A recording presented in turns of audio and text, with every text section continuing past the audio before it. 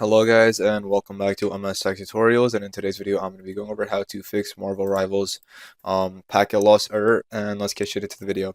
So if you're having any issues with this error code, one thing you guys can do is simply just restart your Wi-Fi router, because this is mainly a connection issue. So what you can do is restart your Wi-Fi connection, unplug the power cord from your router for about 30 seconds to a minute, and then plug it back in and then check to see if that helps fix the issue. Another thing you guys can do is use an Ethernet cable instead of a wireless connection, because that does help, with any type of Wi-Fi issues. And you can also restart your PC. Another thing you guys can do is simply just turn down your graphics. If like for some reason your PC can't run at the highest graphics, then just turn it down a bit, because that does tend to help as well. And once you do all of these things, you guys should be good to go. You can always update your drivers as well. If you're on NVIDIA, go over to GeForce Experience and then update them. Same for AMD as well. Should be a bit different, but yeah.